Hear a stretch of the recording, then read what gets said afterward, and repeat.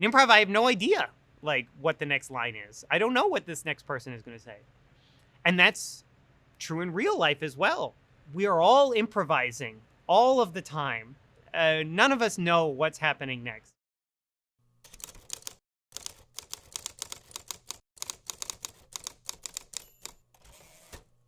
The note to you all about this is, you always have the first line when he comes back, usually. Yeah. Because you're saying, you're placing where How we've dare experienced, you? at this. I'm Tane Danger. I am an improviser and the co-creator of the Theater of Public Policy.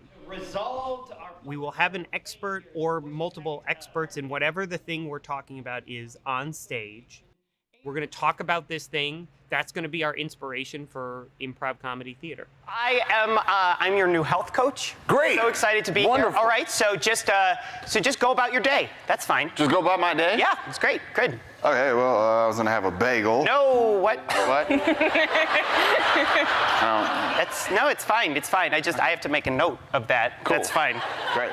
I told my fiance this morning that I was doing this and that you all were interviewing artists, and he was like, "Are you really an artist?" And I was like, "Oh, wow. We're going to get married this year? And this is coming out now?" What we need to do now is pull the plug on one of the 4 ideas that wasn't that great, so the one idea that was can succeed. Okay, I'm sorry, Jim, you were one of the 4 ideas. I really don't believe that there's anybody who can't do this. I really kind of come back to everybody is improvising constantly. We've done that, and then we'll go into Professor Know-It-All. Good. Make sense? Yeah. Mm-hmm. Let's actually warm up. Sure. Improv builds a lot of skills in people. The really big thing that I really try and drive home for people in almost every workshop or class that I teach is that listening is not like an innate ability that you're either good at or not good at. I really believe listening is the most important thing for an improviser to be good at and practice and know. What's your favorite thing about Ivy? My Favorite thing about Ivy is it grows on houses. very quickly. This is very much a skill. I could show you ways that you can practice listening differently and how quickly you listen differently. What is it that makes an improviser good or fun to watch or perform with? A big piece of it is being present in the moment and not trying to pre-script what is happening, right? And this is a really challenging thing because all of us in all of our lives are constantly trying to think of this next thing and prep for it. Neither one of us on stage know what is going to happen next. So the only way we can make this work is if we are paying deep attention to what each of us is bringing to the table. If either one of us lose track of elements of that, I'm going to refer to you as my cousin as opposed to you established a few moments ago that no, we're actually dating, which now that gets very awkward. Remember when I said, "Hey, Leon, please start calling me Meat Guy"? I do remember, and I refuse. That's for obvious reasons. We're brothers. Weird. In improv, we try and think about everything everybody gives us as a gift. When something is offered to you and given to you, how do I engage that as something to play with, something to open and unpack and have fun with, and explore where it goes? And that's when he walked in. I'd only been in Wisconsin for a couple of days, but I could tell this was a dirty place. It was a dirty place that was dirtier than the dirtiest dirty place you could ever see. We have to be really attentive to each other. What is this other person giving me, and what is this world that we've built together? Who finds this easier or harder is this difference between being open and closed, right? If I'm open to you as my scene partner are going to offer something and we're going to figure this out together, and we're going to create together, and we're going to go in places that neither one of us could have imagined before we stepped on stage together.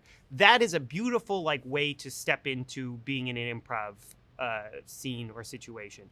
I think it's also a beautiful way to interact with people in the world and have good relationships with other humans. If you come in and you are very closed and you are like, I know how this is going to be, and I'm going to tell you how this is going to be, and you need to attune to me and make this work in the situation that I've already set up and created, that is going to make it a lot harder. I think that it makes you poorer as like a human. Like if you are closing yourself off to like what everyone else is offering and what just sort of the universe or world is sort of offering you, you know, I hope that you're very happy with everything that you've got, because that's all you're going to have then.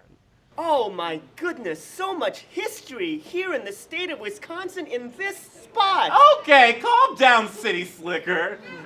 You acting like us country folk. You know, the country of Wisconsin. One of the things that is really valuable that improv teaches you is giving yourself permission to do things.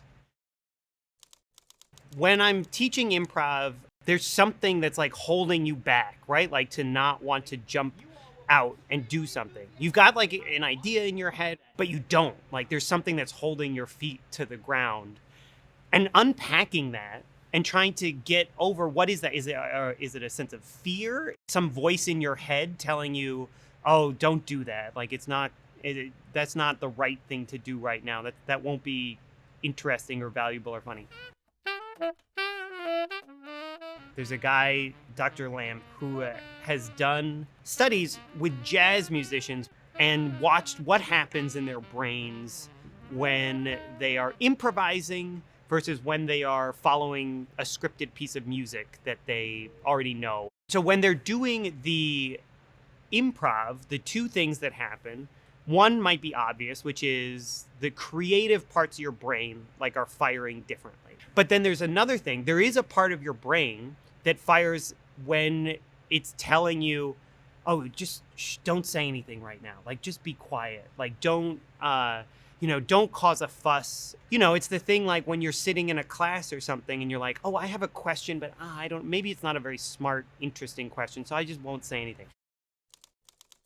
What he found in his research is that the more we improvise, the quieter that part of the brain gets. It's both a combination of having more of the thing that's saying like, yes, go do this thing, and getting the part of your brain that's trying to make you not do something to like relax and not hold you back. I always like to say, like, if there's anybody like who's watching and who's thinking about this and like, well, I've always thought about like, maybe I should try an improv class or something like that. You should do it. The worst thing that would happen is that you would have fun, that you would learn some fun, valuable skills. How often as adults do we give ourselves permission to like get to play and just have fun with each other for an hour or two in a week? It is one of the things that makes life beautiful and wonderful and meaningful, is being able to do that in a way that is fulfilling for us and for the people around us.